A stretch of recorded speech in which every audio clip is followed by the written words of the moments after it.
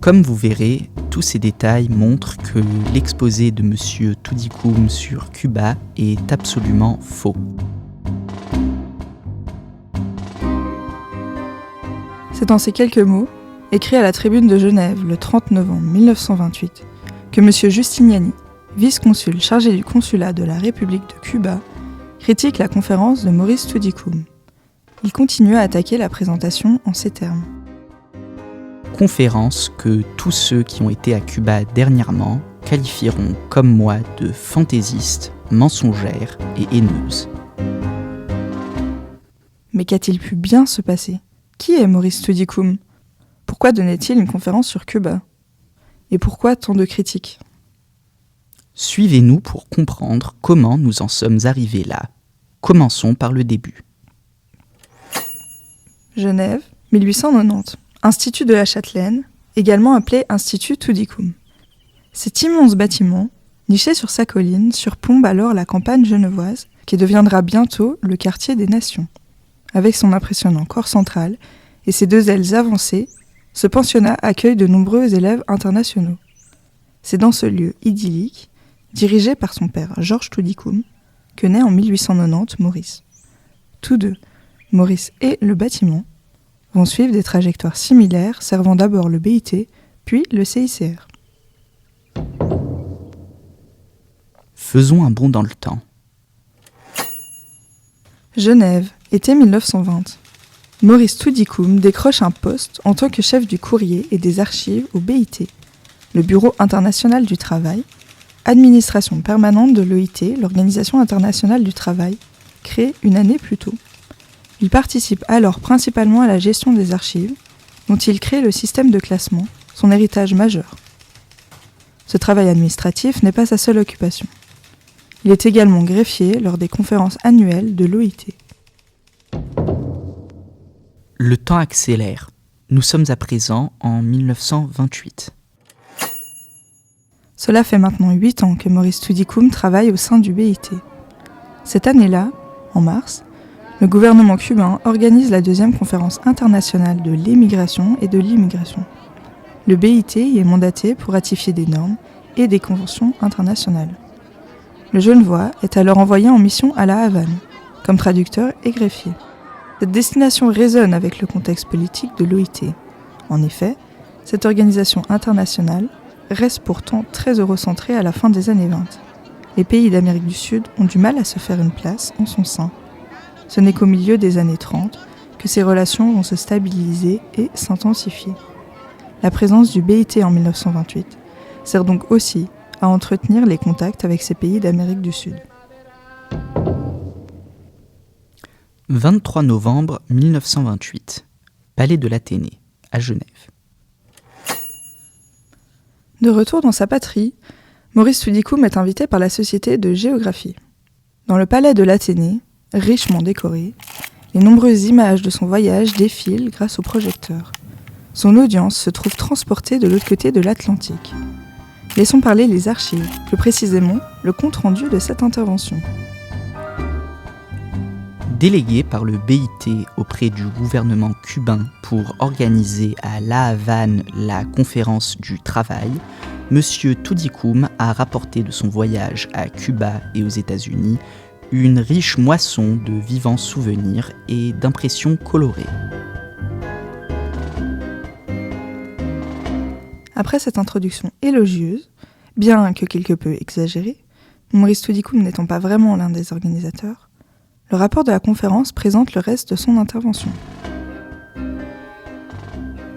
Après les inévitables bousculades de la douane, c'est la traversée du port de La Havane, tout grouillant d'un mouvement intense. La Havane donne une impression de grande richesse. Les clubs y fourmillent, les principaux d'entre eux, des mutuelles, mettent à disposition de leurs membres de luxueux hôtels et même des hôpitaux. Malheureusement, la situation intérieure de l'île n'est pas des meilleures. Aucun crédit n'a encore été consacré à la construction d'une école publique. Seules, à part l'université, des écoles privées sont royalement dotées. Les conditions d'existence des ouvriers employés dans les plantations de canne à sucre sont peu brillantes. Quant à la situation économique, elle demeure précaire. Tout repose sur le sucre. Quand cette industrie est prospère, tout va bien. Actuellement, c'est la crise, due à la reprise européenne du sucre de betterave. Monsieur Toudicoum a eu l'occasion de visiter une des sucreries les plus modernes, appartenant à un citoyen américain d'origine lucernoise. La terre, d'une grande fertilité, appartient en bonne partie à des Américains qui ne la cultivent, pour ainsi dire, pas. Il importe, en effet, de maintenir l'île de Cuba sous la tutelle économique des États-Unis. Et il constitue pour leurs produits un excellent débouché, les fruits de Californie s'y vendant meilleur prix que ceux du pays. Et si le compte-rendu de cette conférence se montre, comme on l'a dit, élogieux, conférence substantielle et remarquablement présentée, illustrée de nombreuses projections et qui intéressa vivement l'auditoire. Cette opinion est loin d'être partagée par le consulat de Cuba, qui prend la mouche face aux remarques dépréciatives de la part de Maurice Toudicoum. Laissons la parole à M. Justiniani, vice-consul. Il n'y a, au port de la Havane, que les formalités douanières nécessaires, comme d'ailleurs dans tous les ports. Quant au régime de la dictature, il n'existe pas. Le général Machado vient d'être élu par 80% des électeurs. L'instruction publique est obligatoire dans toute l'île jusqu'à l'âge de 13 ans, ce qui montre que le moindre petit village possède une école. En ce qui concerne la production du sucre, tous les pays producteurs souffrent également de la crise sucrière. C'est inexact qu'il existe à Cuba un Lucernois possédant une fabrique de sucre et un capital de 70 millions de dollars. Comme vous verrez, tous ces détails montrent que l'exposé de M. Toudicoum sur Cuba est absolument faux.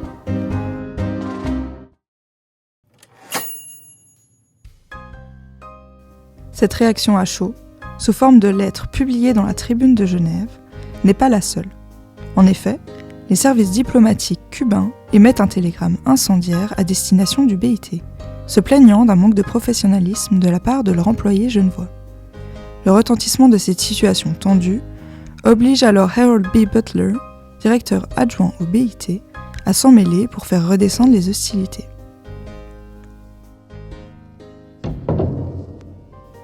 Entre l'échelle locale et l'internationale, il n'y a qu'un pas, ou plutôt qu'une conférence.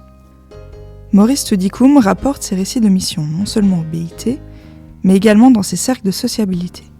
En quelque sorte, les exposés de ces expéditions au service de la Genève internationale alimentent l'imaginaire de la scène locale genevoise. Ce type d'intervention montre bien le pont entre la Genève locale, élitiste, fascinée par l'humanitarisme, et l'international, monde de diplomatie et d'équilibre délicat. Dans un moment de tension tel que la fin des années 20, le jeu diplomatique est un jeu dangereux. Maurice Toudicoum ne semble cependant pas avoir été pénalisé dans sa carrière par cet incident. Pour conclure, les missions que réalise Maurice Toudicoum ont ainsi chacune leur particularité propre, leur succès ou leurs difficultés. Nous vous laissons continuer la découverte de ses aventures au service de la Genève internationale en vous rendant sur sa prochaine destination marquée sur la story map.